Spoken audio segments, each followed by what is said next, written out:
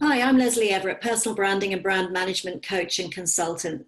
I've put together a series of a few short videos to help you focus on your personal brand and various aspects of it that might be useful to you right now in this challenging time we're in, and especially with remote working and remaining visible.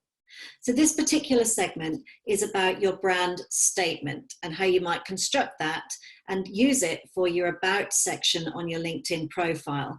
And I will be covering your LinkedIn profile and the core elements that are essential right now to that, particularly in another video.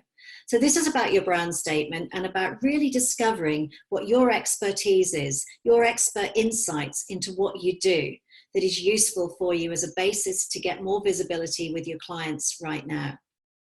So let's have a look at how we go about discovering what those expert insights are. As I said in the previous video, it's not easy to see the label from inside the bottle. Other people can see it more clearly, but we also need to define what it is we do ourselves to make it easy for them to talk about us and refer to us and actually engage us if we're in that type of role.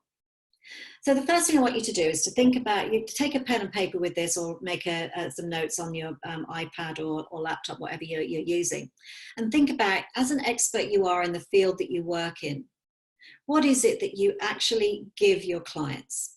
Now think about what is the problem that the client has that you can solve. Now, sometimes, as we all know, the clients may come to us with problems that they don't really need solving. It actually goes deeper than that. So we can ask ourselves, what problem do we help solve that they don't even know they've got? Sometimes that can be the case. But really think about the problem. What is the problem that you solve?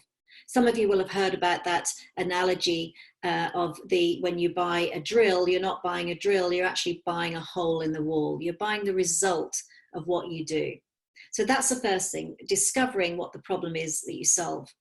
The next thing, which really helps you define yourself as an expert, is to think about why they have that problem. What's the cause of it? What's going on in the business or in their lives or in their particular role that's causing that problem?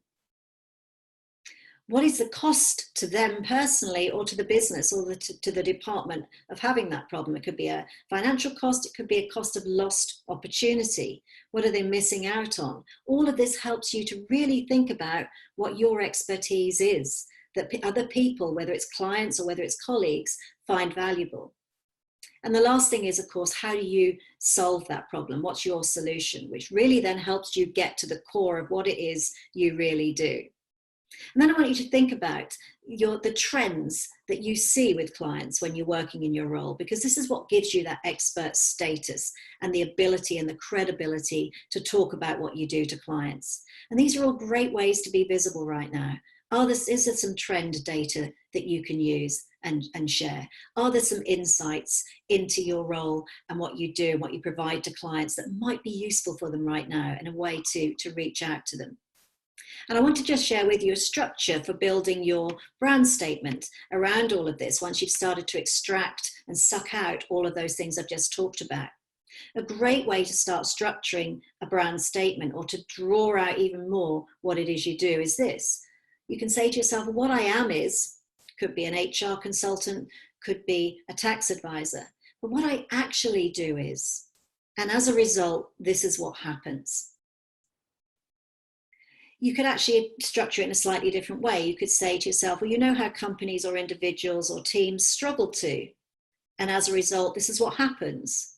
Well, what I do is this, and as a consequence, this is the result.